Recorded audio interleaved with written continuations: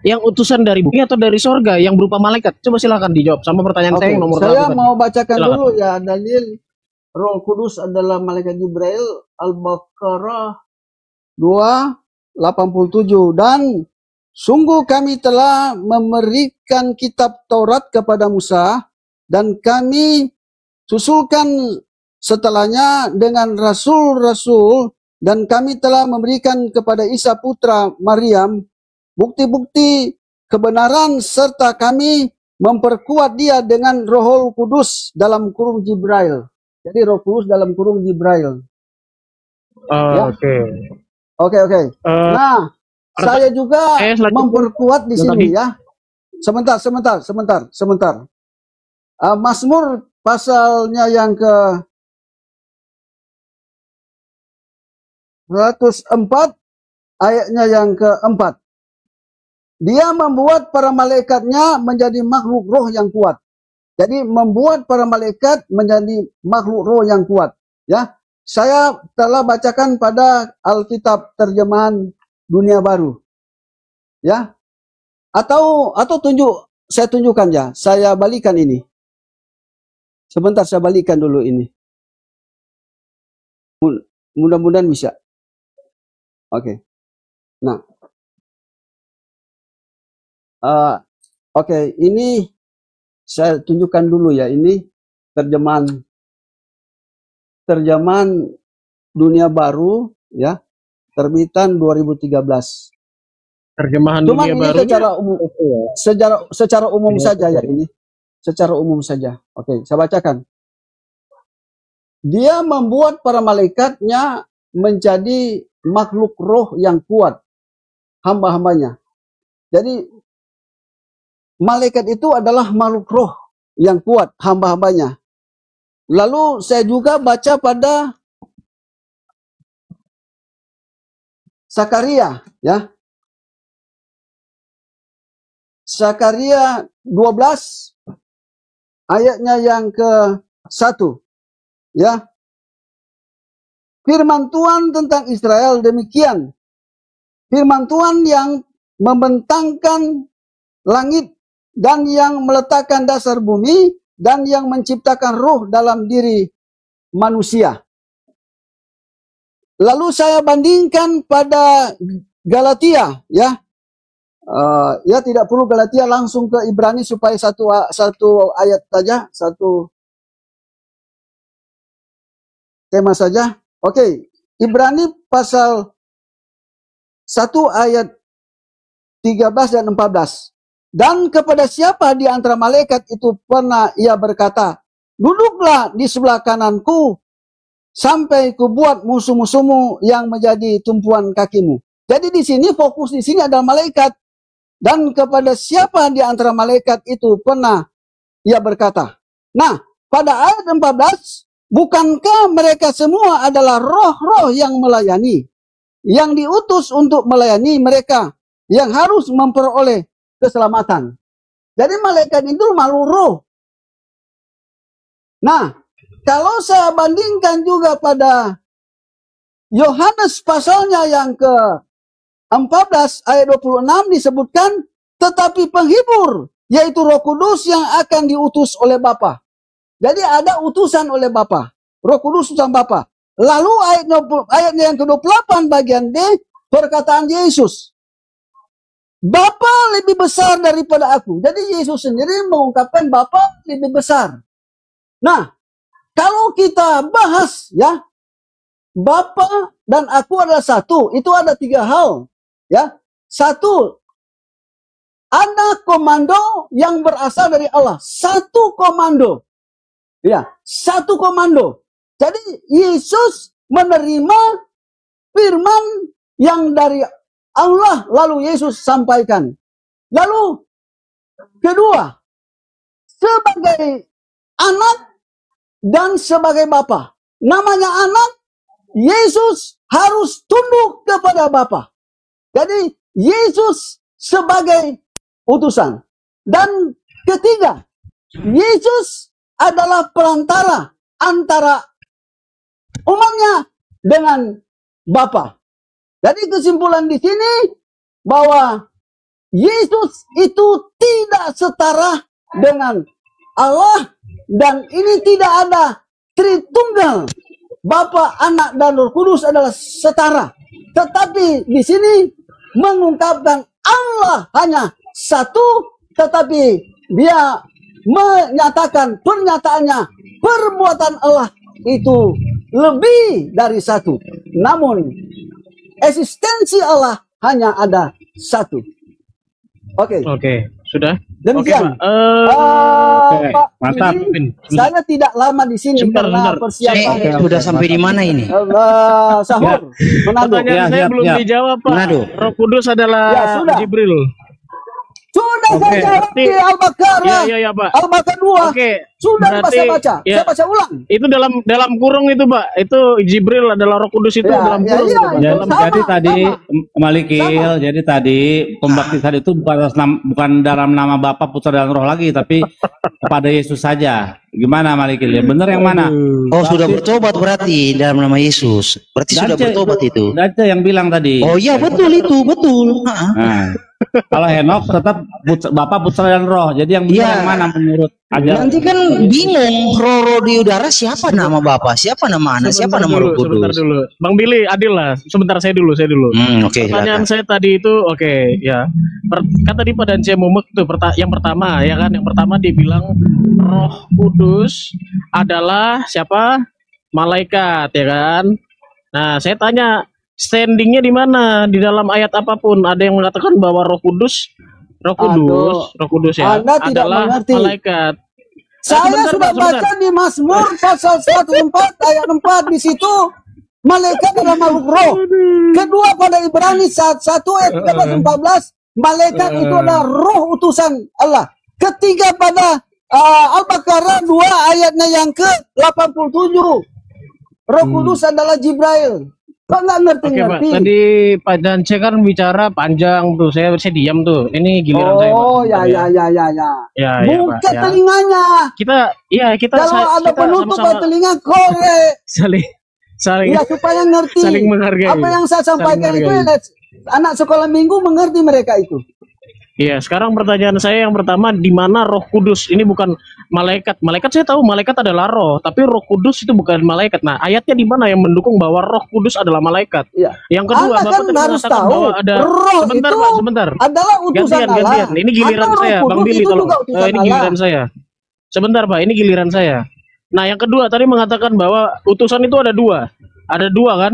Yang satu dari bumi, yaitu adalah nabi, ya kan? Yaitu yang satunya dari sorga, yaitu berupa malaikat. Nah, sekarang pertanyaannya, Yesus itu dari mana? Dari yang satu ini kah atau yang dari sorga? Silakan dijawab, Pak Dance. Ya. Yesus itu adalah manusia yang dilahirkan oleh manusia tetapi melalui naungan Roh Kudus. Dia adalah perantara antara Allah dan umat Tuhan. Sedangkan Roh Kudus adalah perantara antara Allah dengan Nabi. Saya mau tunjukkan satu ayat lagi ya. Ini terakhir. Billy terakhir ya. Terakhir Billy. Siap. Oke.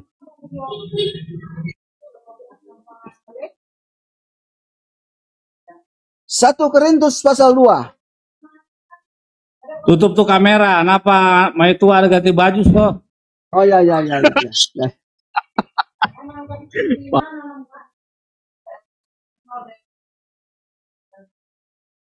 Teman satu terus. Satu dulu tuh kamera. Wah, ini yang Pak Dance. Ya tutup. Kena peringatan akun eksploitasi ini. Ya. Oke. Terlalu vulgar. Satu Korintus pasal 2 ayatnya yang ke 11 sampai 12. Siapa gerangan di antara manusia yang tahu apa yang terdapat di dalam diri manusia selain roh manusia sendiri yang ada di dalam dia. Demikian pula tidak ada seorang yang tahu apa yang terdapat di dalam diri Allah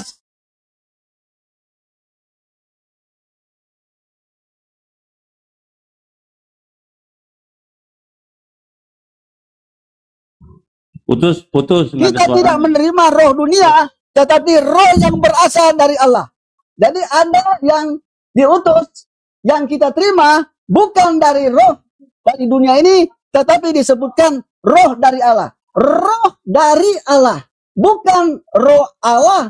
Allah turun ke bumi, tetapi roh berasal dari Allah. Berarti roh itu adalah ciptaan Allah, termasuk malaikat ciptaan Allah. Untuk mengenal Allah melalui ciptaan Allah termasuk Roh Kudus atau para malaikat. Ya, Ya, ya, Mau- panjang lebar ya. mau Menurut saya itu cuma tambahkan simpel, lagi Pak. sedikit ya. Di mana Oke. ya, Sebentar, maksud sebentar. saya Diam dulu kamu, diam fokus dulu. ke pertanyaan, Mbak.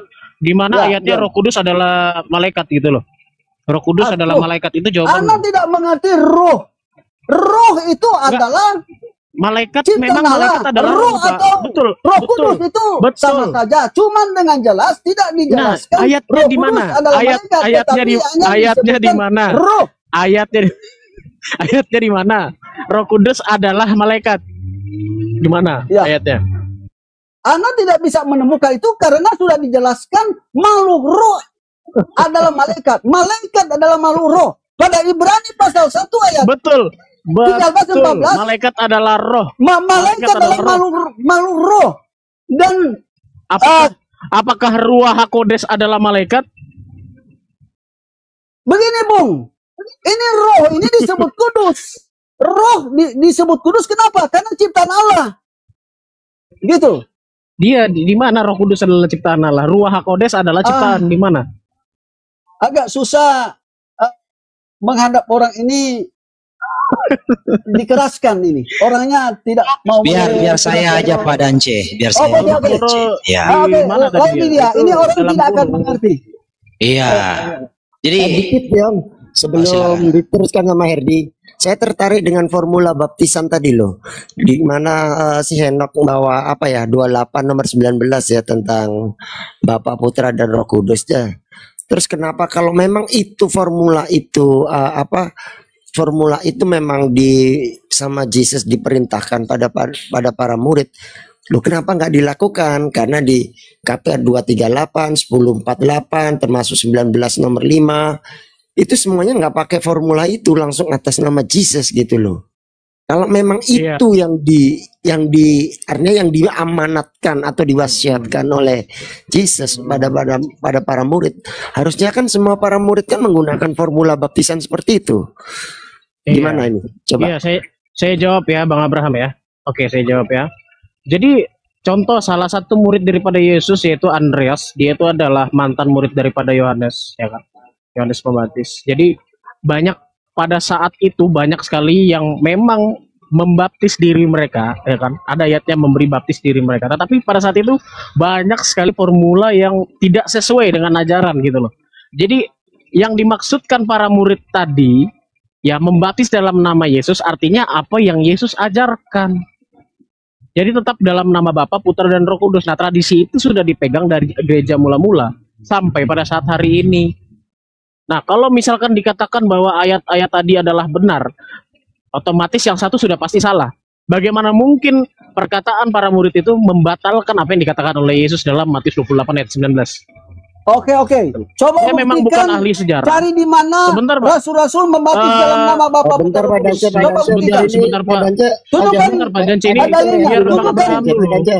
Biar Bang Abraham dulu. Ayat Alkitabnya. Coba tunjukkan. Bentar Nah, Pak Dance, diam dulu, Pak Pak Dance, Dance. biar diselesaikan. Sebentar. Ya, biar diselesaikan dulu sebentar. Pak Dance tadi kalau mau buka puasa aja dulu. Ini giliran Bang Abraham bertanya sama saya, jangan direcokin dulu gitu loh. Saya nggak merecokin teman-teman juga kan. Saya berlaku adil kok. Ya, tadi saya sudah menjelaskan. Jadi pada saat itu memang ada ajaran-ajaran yang membaptis di luar apa yang Yesus perintahkan. Makanya para murid itu menulis Kisah Para Rasul membaptis dalam nama Yesus. Nah, maksud dari penuliskan itu supaya kita mengikuti apa yang dikatakan oleh Yesus. Bagaimana mungkin perkataan Yesus dibatalkan di dalam Matius 28 ayat 19 dibatalkan oleh perkataan para murid dalam Kisah Para Rasul? Nggak akan mungkin dibatalkan. Gitu loh. Sedangkan mereka adalah murid-murid langsung daripada Yesus. Itu, Pak. Itu Bang Abraham. saya coba tanggapi ya. Oh, silakan Jadi, kalau dari perspektif Herdi iya. gimana, Her? Jadi kan yang harus dipahami itu baptis. Baptis itu arti literalnya apa? Dibenamkan, dicelupkan, baptiso. Ya, itu dibenamkan. Maknanya apa? Baptis itu maknanya itu kalau bagi manusia meninggalkan kehidupan lama dan mengambil kehidupan baru bersama Kristus. Nah, secara esensial baptisan adalah kematian dan kebangkitan. Itu esensinya. Nah, kalau manusia dibaptis dalam nama Bapa, Anak, dan Roh Kudus, yang menjadi pertanyaan, Bapa yang mana yang membaptis manusia dalam kematian dan kebangkitannya? Roh Kudus mana yang membaptis manusia dalam kematian dan kebangkitannya? Nah, kalau anak kan jelas terjawab Yesus. Tapi yang dua ini yang nggak bisa terjawab. Jadi di situ adalah suatu bentuk ya metafor yang Tuhan sampaikan. Tetapi itu pun masih bisa diperdebatkan dengan sandi ya. Sandinya begini, kalau di dalam penulisan Eusebius di abad ketiga, Eusebius menulis bahwa tidak selama dia membaca kodeks di abad ketiga itu, tidak pernah dia menemukan baptislah dalam nama Bapa, Anak, dan Roh Kudus. Yang ada dia temukan itu baptislah dalam namaku. Nah, itu. Oke, tetapi kita mencoba karena saya meyakini bahwa Tuhan YTHV itu sanggup mengubah kutuk jadi berkat. Seperti Bileam diminta untuk mengutuki bangsa Israel, ternyata bukan kutuk yang terjadi tapi berkat. Nah, demikian juga orang yang mencoba mengintervensi Alkitab, bukan menjadi kutuk tetapi tetap menjadi berkat. Jadi esensi dari baptisan itu adalah kematian dan kebangkitan. Nah, saya kasih pengantar contoh ini ya. Nanti kawan-kawan Tritunggal bisa dijawab dong, Bapa yang mana yang membaptis kita dalam kematian dan kebangkitannya. Contoh di Roma 6 ayat 3. Atau tidak tahukah kamu bahwa kita semua telah dibaptis dalam Kristus, telah dibaptis dalam kematiannya. Jadi esensi dari baptisan itu kematian dan kebangkitan. Ya, Tuhan sendiri yang membaptis kita dalam kematiannya dan kebangkitannya. Dan kita yang mau percaya kepadanya, kita harus membaptiskan diri. Jadi mematikan kehidupan lama kita dan bersedia hidup baru bersama Kristus. Itu esensi dari baptisan. Nah, silakan. Bapak yang mana yang membaptis kita dalam kematiannya? Silakan dijawab.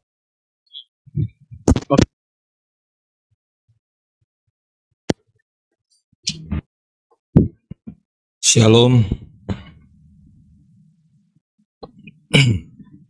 Sebentar, Pus. Ya, Kasih Enok dulu menjawab. Oke, silakan.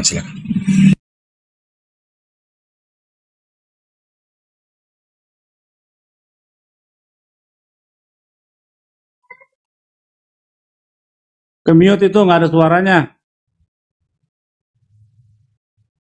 Tes. Ya, ada. Ada. Ah, oke. Abis Ya, ini memang kita betul dengar apa yang- Bang Pus ya. Abis ini kita dengar Bang Pus punya Oke.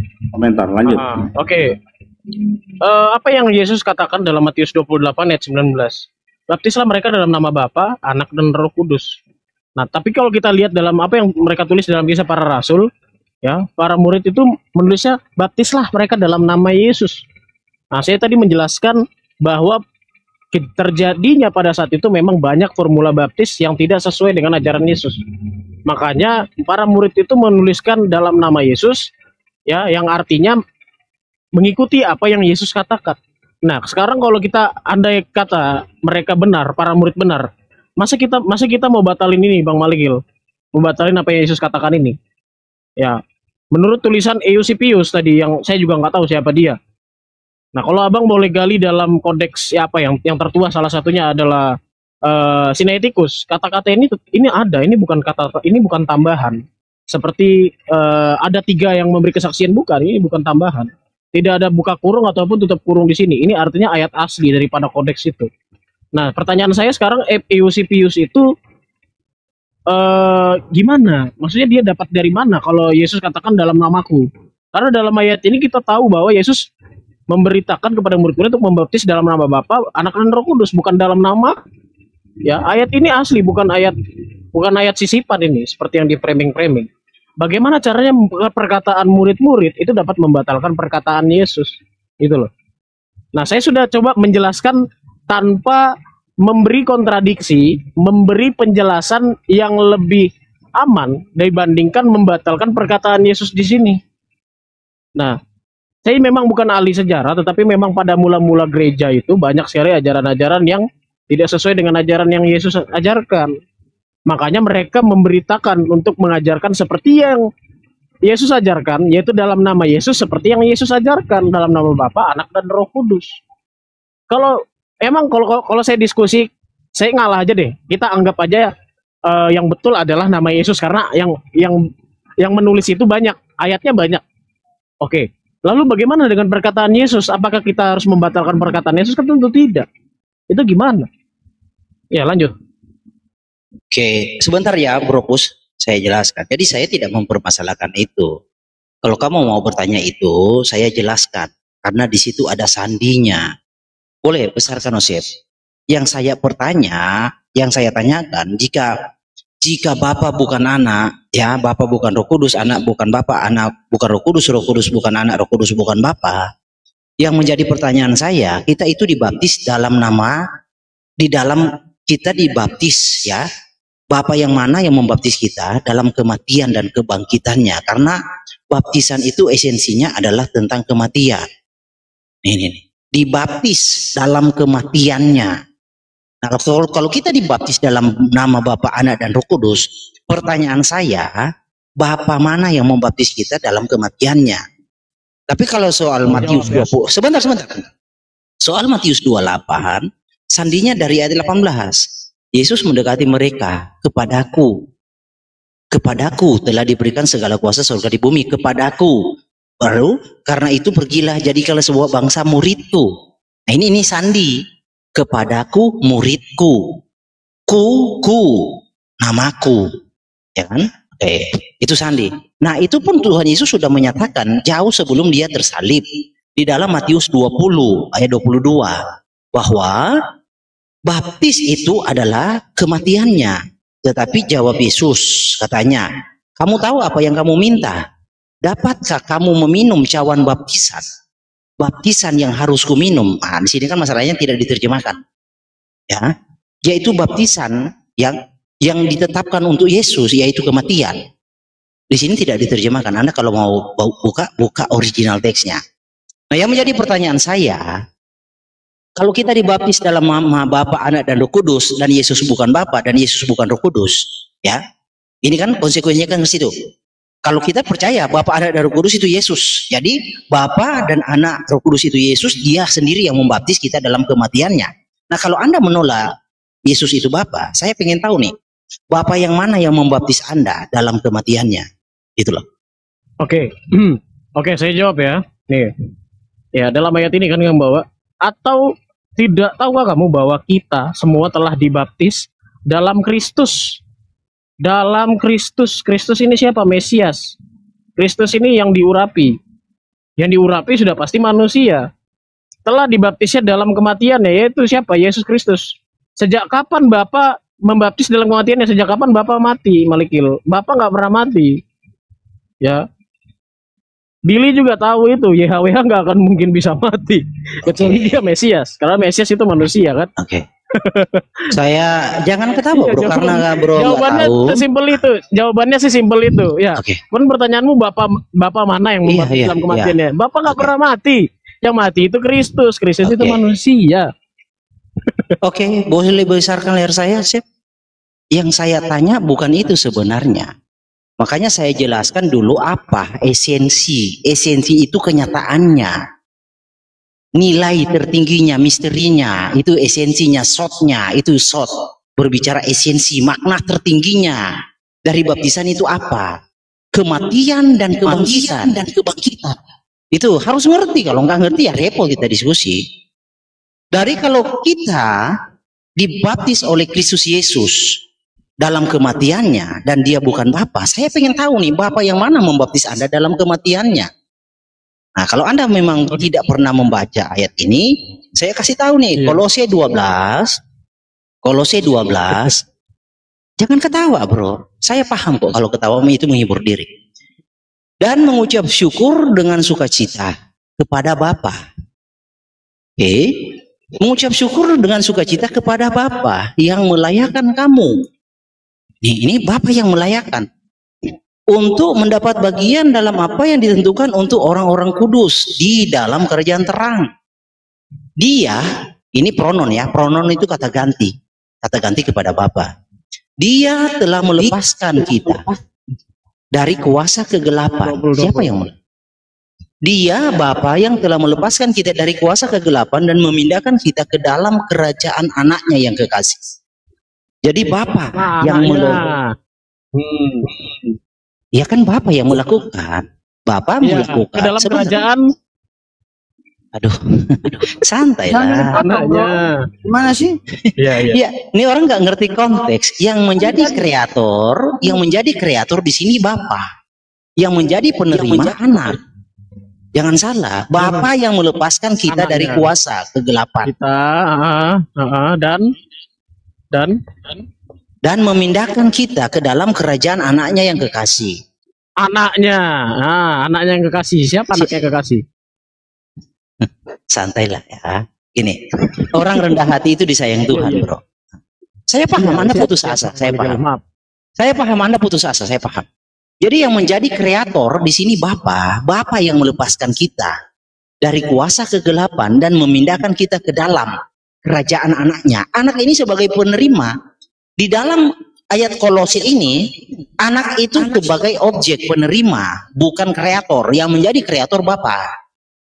Oke. Nah, dia melepaskan dengan cara apa? Ayat 14 dijelaskan. Di dalam dia kita memiliki penebusan kita oleh darahnya, yaitu pengampunan dosa. Jadi darah Bapa yang memeteraikan, yang membaptis kita. Darahnya, darah Bapa. Nah, kalau kamu menolak Yesus itu Bapa, maka saya pengen tahu nih, Bapa yang mana membaptis Anda dalam kematian. Bapa yang mana siap mati untuk Anda supaya Anda selamat. Kalau toh Anda mengimani dibaptis dalam nama Bapa, Anak dan Roh Kudus, itu kan baptis dalam nama Heis, ya onoma, ya Pater, Anak dan Roh Kudus dalam nama.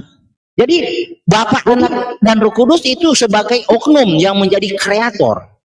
Saya pengen tahu nih, Bapa mana? Kalau Yesus bukan Bapa yang mana yang membaptis Anda dalam kematian dan kebangkitan? Kalau ngerti ya jawab, kalau nggak ngerti nggak usah jawab. Aku mau jawab yang Jibril sama Roh Kudus. Aku mau jawab Jibril Roh Kudus. Sebentar, Bang. Coba ambil tunggu dulu. Pertanyaan tadi kan Roma 6 ayat yang ketiga. Ambil bisa perbesar lihat kan, saya mau jawab itu. Sebentar, ini saya kan lagi diskusi sama Bang Malikil sebentar ya, sabar ya. Ini kan antara Tritunggal dengan Oneness. Saudara dari denom mana? Oneness atau Tritunggal? 9 tunggal. Nah ya sudah, diam dulu berarti. Oke. Coba ambil perbesar saya dulu. Aku mau terangkan terkait dengan Jibril dan Roh Kudus. Mau diskusi tapi kayak tunggu dulu. Tapi kayak memihak sekali ya. Politik sekali di sini. Nah, jadi sebelum kita mulai supaya kita nggak kerja 2 kali. Bisa baca bro? Yang ini? Nggak bisa. Bisa baca? Ya, kamu kan paling ahli. Nggak bisa. Saya nggak bisa baca. Nggak bisa ya? Oke, kalau gitu diam. Nggak bisa. Gembok tenggorokanmu, ku tutup micmu. Diam. Dikatakan begini. Izan ketawa bro. Iya. Otakmu nggak nyampe. Kenapa kalau ketawa? Iya. Saya kan lagi diskusi sama Malikil. Kenapa kamu datang ngerecokin gitu loh? Masalah Roh Kudus dengan Padance Mumek tadi saya sudah selesai. Saya mau bahas baptis dulu. Dikatakan Kim Moshe Medobar Bo Bedibur ya hati khillato. Kenapa ketawa? Itu salah. Enggak, bukan kamu yang so asik masuk-masuk gitu.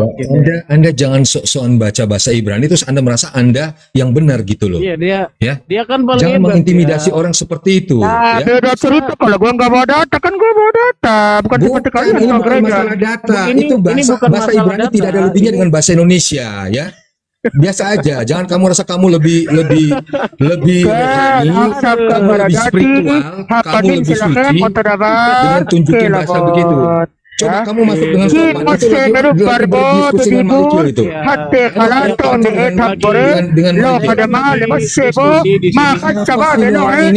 Selati Saya kan lagi diskusi Kamu sama tahu tidak Terkasih sampah kalau caramu seperti itu. Apelosofim Bentar dulu min lah. nefes Yiz Dakkehu Rasa hebat sekali kalau udah baca itu, terus kenapa? ya Apa kamu membanggakan dari situ, bro? dua katulis Gabriel. Enggak ada poinnya. Artinya Tadi menjelaskan Ya, bahwa saya Musa melakukan saya mau- komunikasi langsung dengan Tashem Apa sih bahwa orang ini? firman-firman yang bukanlah ciptaan tetapi kira sendiri bisa di Halo, bahwa bro. nubuatan yang tidak dapat Malikil lagi diasumsi para bicara dengan filsuf Enok. Kamu coba muncul diam dulu dalam yang jiwa sopan. yang murni menyatu dengan akal aktif yang juga disebut Roh Kudus sabar. Ah, ini orang ini apa sih ini orang ini? Masuk terus. Sabar, Bang. Dia karena ini kelihatan sekali spirit sombongnya itu. Iya. Malikil lanjut Malikil. Dulu aja. Dengan Saya lagi Enok. diskusi sama Bang Malikil karena Bang Malikil ini kan juga dulu teman saya. Saya nggak bisa membenci pribadinya. Yang saya lawan adalah pikirannya. Yang saya lawan adalah pikirannya, bukan orangnya. Nah, oke, saya lanjut lagi ya. Tadi kan Bang Malikil kan bilang siapa yang membaptis dalam kematiannya? Ntar aku Nih, jawab. dalam ayat yang ketiga, sebentar. Boleh dibesarkan sendiri, sedikit, Bang Billy, boleh? Biar kelihatan nggak memihak lah. Oke. Atau tidak tahu kamu bahwa kita semua telah dibaptis dalam Kristus. Kristus ini Yesus. Telah dibaptis dalam kematiannya. Kematian siapa? Kematian Yesus. Mana ada Bapa membaptis dalam kematiannya? Dengan demikian kita telah dikuburkan bersama-sama dengan Dia. Dia itu Kristus.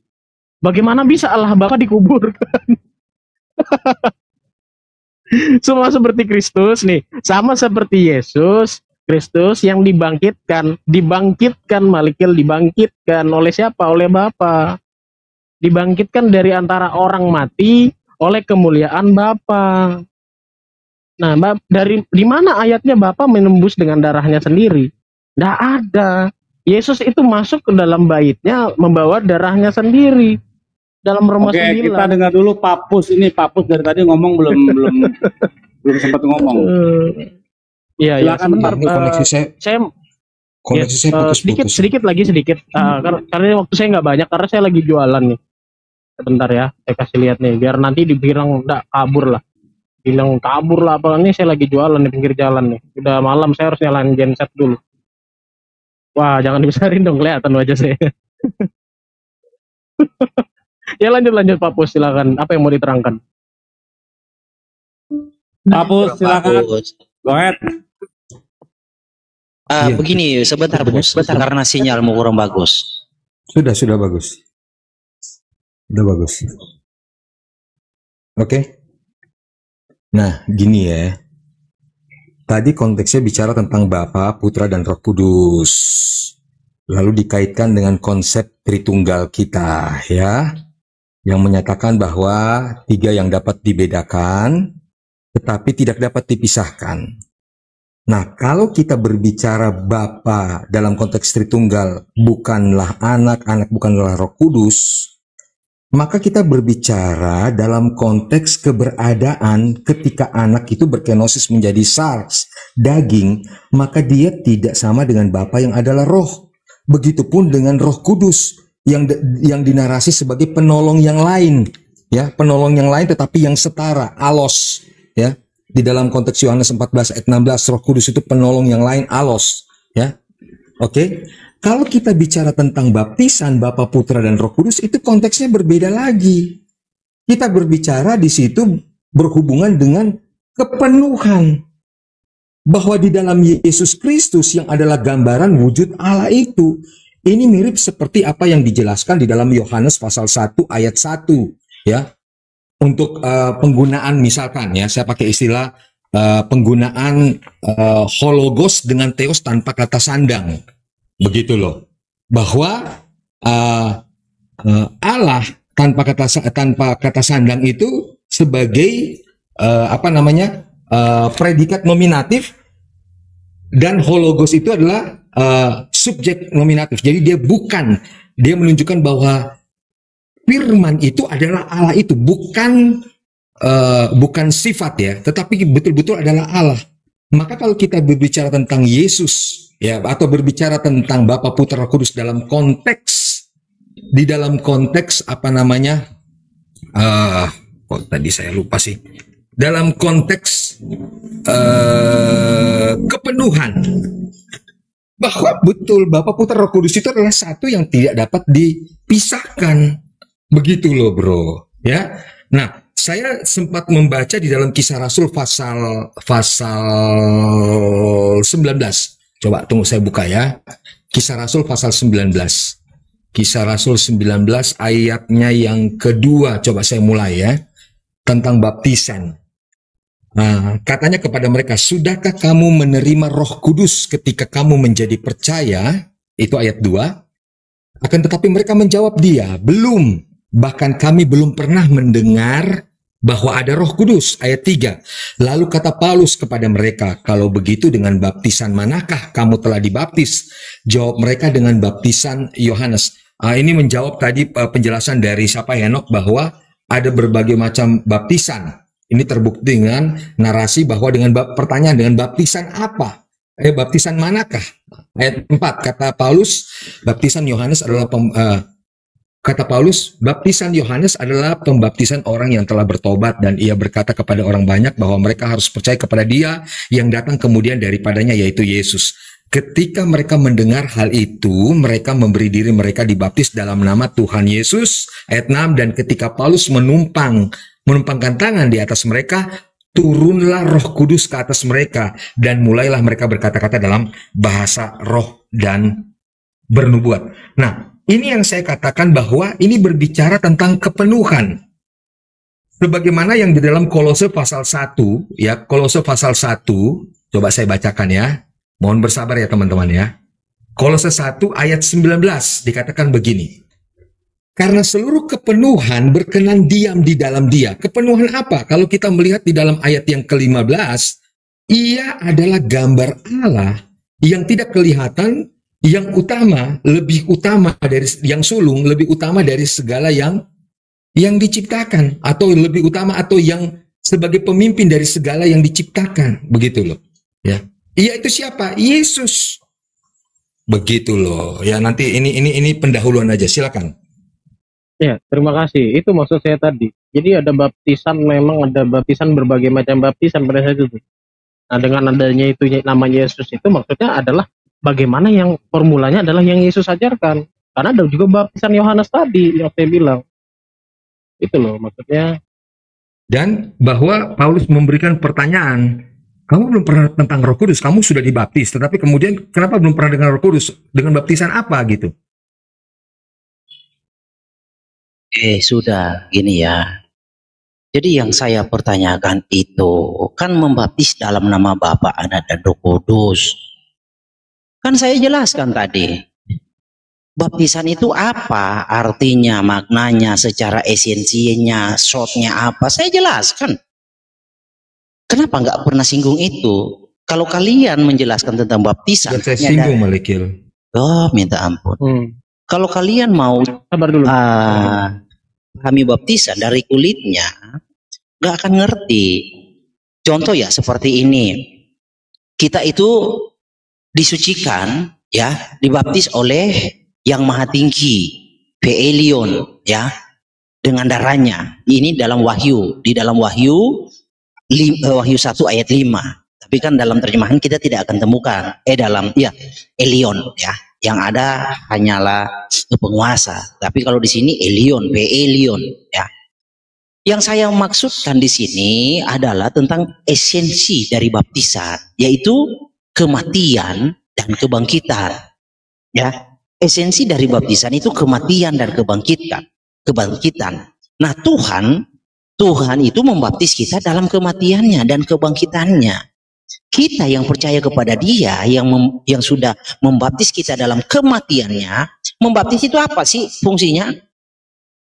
Jadi harus tahu dulu juga, ngerti apa itu, tujuannya apa. Jadi kita itu dibaptis dalam kematiannya, dengan darahnya tercurah. Tadi dia bertanya, Bapak di mana membaptis dalam kematiannya dengan darahnya? Kan tadi saya sudah bawa ayatnya, Kolose 1 ayat 12 sampai 14. Dan mengucap syukur dengan sukacita kepada Bapa yang melayakan kamu. Yang melayakan kamu di sini siapa? Bapa yang melayakan kamu untuk mendapat bagian dalam apa yang ditentukan untuk orang-orang kudus dalam kerajaan terang. Dia, Bapa, telah melepaskan kita. Jadi Bapa yang melepaskan kita dari kuasa kegelapan dan memindahkan kita ke dalam kerajaan anaknya. Bapa yang melakukan, kita dipindahkan oleh Bapa dan dipindahkan ke dalam kerajaan anaknya. Dengan cara apa dia melepaskan kita dari kuasa kegelapan dan memindahkan kita ke dalam kerajaan anaknya? Dengan cara dia menebus kita dengan darahnya, yaitu pengampunan dosa. Ini darahnya kan tidak ditulis, tidak diterjemahkan dalam originalnya, itu ada. Kolose 1 ayat 14 itu dalam originalnya itu aimatos auto itu. Jadi darahnya auto itunya.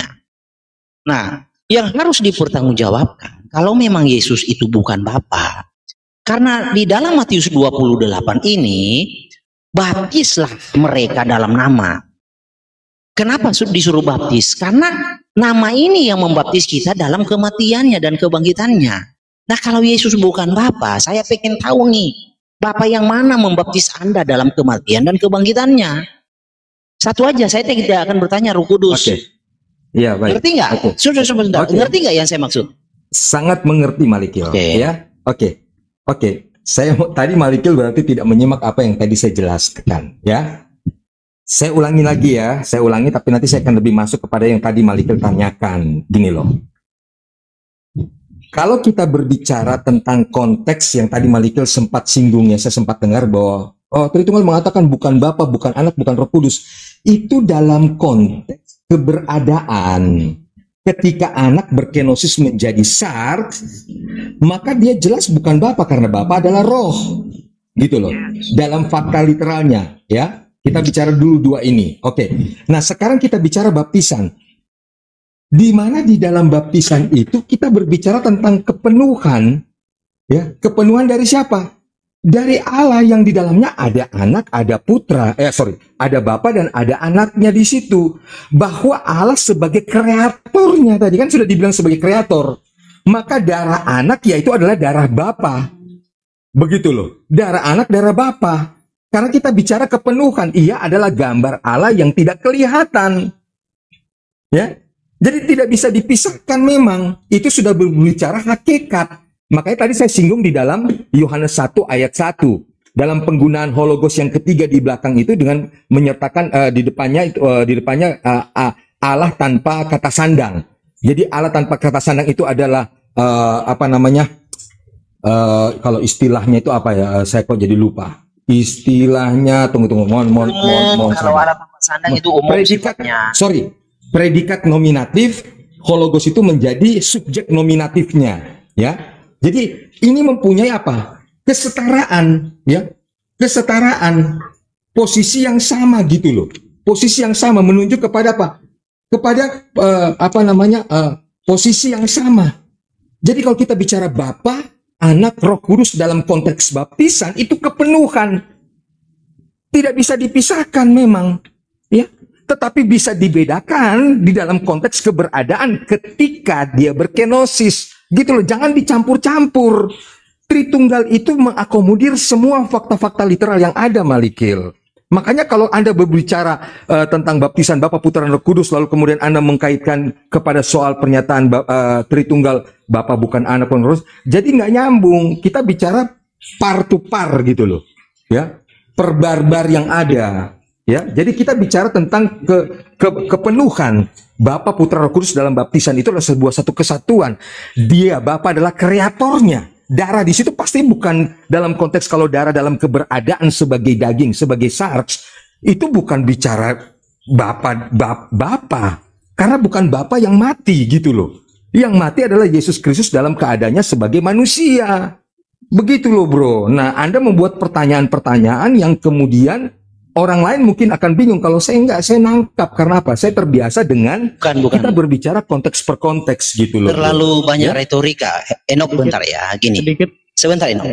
Gini, kau terlalu banyak retorika, bos. Gini, saya tanya, singkat, jawab jelas tegas. Yang menebus kamu itu Tuhan atau manusia? Saya dua-duanya sama bang, Tuhan juga manusia. Aduh. Anda tahu Tuhan Yesus Kristus Tuhanku yang menebusku. Berarti Pertanyaan itu yang aneh, Malikil. Yang benar tuh gini bang. Pertanyaan itu Sebentar, sebentar. Kamu menyusun pertanyaan yang akan memenuhi ekspektasimu. Karena kamu Iya, sudah mempunyai iya, sebuah kan saya belum begini. selesai. Dengar Malikil, Malikil tunggu. Kalau begitu saya bikin pertanyaan yang sama. Bapak mati nggak? Iya. Loh, di mana Allah mati? Allah mati, mau ayatnya? Gini. Oke, sebentar. Gini, Enok ya sebentar. Kasih ayatnya. Enok sebentar.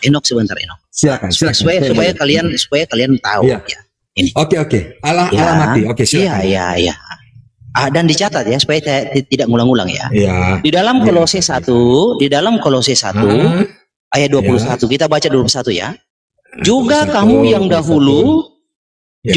yang dahulu hidup jauh dari Allah, yang memusuhinya dalam hati dan pikiran seperti yang nyata dari perbuatanmu yang jahat, sekarang diperdamaikannya. Saya tanya dulu, sampai di sininya ini kembali kepada siapa? Allah. Di dalam tubuh jasmaninya, di dalam tubuh jasmaninya jasmani Kristus. nggak ada, ini tambahan ilahi. Di sininya, saya tanya. Oke. Tubuh jasmaninya itu siapa? Yang telah Kembali kepada Allah. kan? Kembali kepada Allah. Tunggu. Dalam tubuh jasmaninya, ada kata jasmani, tubuh jasmani, bukan tubuh rohani, bro. Sebentar Jangan dulu. lupa di situ. Bentar dulu lah. saya tahu arah. Iya. Dalam tubuh jasmani. Anda langsung salto sebentar dulu. Kan Bukan ini. salto. Sebentar bro. dulu. Wih. Lanjut. Juga kamu yang dahulu hidup jauh dari Allah, yang memusuhi Allah dalam hati dan pikiran seperti yang nyata dari perbuatanmu yang jahat. Sekarang diperdamaikan Allah di dalam tubuh Allah oleh kematian Allah. Jangan kamu ngarang sendiri dalam tubuh jasmaninya. Ini tubuh daging, sarkos diterjemahkan jasmani. Daging. Sebentar dulu, woi. Itu yang saya bilang. Tag asli. Asli. Ini biong banyak mulu ini, Mas. Iya, ngana itu biong Omar banyak mulu. Sudah. Kolose 1 ayat 21. Jangan kau pancing saya dengan kata biomo, bro. Saya memang ngana tidak biomo. akan pancing dengan Iya, kamu itu ngawur, kamu itu. Kamu yang tidak. Kau itu pronon itu apanya? Itu kembali kepada Allah. Pronon itu kata ganti. Di dalam tubuh apa? Di dalam tubuh apa dulu? Iya, tubuh jasmaninya kan. Kamu melupakan ayat 14 dalam Yohanes 1 ayat 14. Kok dari kayak tempat? Kalau itu telah menjadi daging. Sebentar dulu. Kita lihat originalnya ya. Kolose 1 ya. Kolose 1 ayat 22. Kan di sini ada kata Kristus ayat 22 nih. Kita lihat ada nggak kata Kristus? Iya. Terus sebentar dulu, Pus. Kita bilang Kristus tubuh jasmani dulu. Tubuh jasmaninya di situ auto. Makanya anak kan enggak tahu apa-apa jangan dulu, Pak. Lanjut. Kita paling malas dijali orang biongomar banyak mulu. Jadi di sini ini de ya. Ini de kata leksan n somati tubuh tes. Nah ini jasmani ini yang diterjemahkan jasmani sarkos dalam tubuh dagingnya auto itunya. Iya. Itu kan siapa di sini? Tunggu, kamu mengatakan sudah jelas ada tubuh jasmani. Saya mau tanya yang biongo main sulap di sini siapa, bro? Anda mau main sulap? Jadinya tubuh jasmani si Bapak itu telah berdiam di dalam Yesus Kristus. Kau berdiam. Kau ini loh, kau tunjuk itu bahasa aslinya. Jadinya itu siapa? Loh, iya, di dalam tubuhnya bahwa tuh. Iya, itu siapa? Yang berdiam. Ya sudah, jadi di dalam. Jadi di dalam. Sekarang iya, tubuh jasmaninya dalam konteks Yohanes 1 ayat 14. Yohanes 1 ini main kutip-kutip ayat loh. Iya doh, bahwa logos itu telah menjadi sark daging. Lah, kok di situ bilang ala mati kamu? Jadinya di situ kembali kepada siapa? Kamu sedang main sulap. Sulap? Kamu main sulap, Malikil. Kamu sedang main sulap. Udah jelas-jelas tubuh jasmaninya. Ya itu siapa? Ya itu siapa? Mengatakan kamu, ya Tuhan. Ya sudah. Kepada Di situ bukan kurios, di situ Allah. Nih. Iya, ngerti. Jadi ngerti diperdamaikan Allah di dalam tubuhnya oleh kematian Iya. Allah. Oleh kematian siapa? Ya Allah kan? Kok kematian Allah? Disitulah yang saya bilang kesetaraan dengan 1 ayat 1. Dengar dulu. Bukan salto, jangan salto. Predikat nominatif. Predikat nominatif gundul. Hologos itu subjek nominatif. Kemudian nggak ada hologos di sini ya. Kau ngarang. Bro, kamu harus lihat secara konstruktif ya. Konstruktifnya. Enggak ini enggak matching diskusi dengan orang pengertiannya. Loh, bukan saya nggak ngerti, bro. Anda sedang memaksakan sesuatu di situ. Dari mana Allah mati, bro? Allah tidak mati, bro. Yang mati itu tubuh jasmaninya yang harus kau lihat di situ. Allah yang ada roh bagaimana bisa mati? Disitulah cara berpikirmu yang keliru. Tubuh jasmaninya mati, bukan Allah yang adalah roh. Kau itu nen tahu Osip. Original aja yang nen tahu. Loh, kok nggak tahu originalnya, bro? Yang mati tubuh jasmaninya, bukan rohnya. Ya, jadi tubuh jasmani Allah bukan Allah begitu. Loh, bukan itu, pertanyaanmu salah. Oh, terus? Pertanyaanmu salah. Tubuhnya pus bukan. Dengar. Takutnya begini, tubuhnya pus itu tubuh ipin. Begitu. Jadi tubuhnya pus itu tubuh ipin, begitu. Jadi ipin adalah tubuhnya, pus adalah rohnya, begitu. Tubuh jasmani itu telah dibuat sedikit lebih rendah dari para malaikat. Baca kitab Iya, tubuh itu siapa pertanyaannya? Sepertinya ini tubuh itu Allah bukan. Anaknya pasti kita akan berbicara bahwa dia mana di situ kata anak. Loh, jangan kamu itu kok tumpul sekali ya. Otakmu tumpul sekali. Kamu terlalu berpaku kepada teks yang ada di situ. Kamu tidak melihat secara keutuhan. Ketika dikatakan dengan matinya sebagai manusia, kamu tidak mau lari ke situ.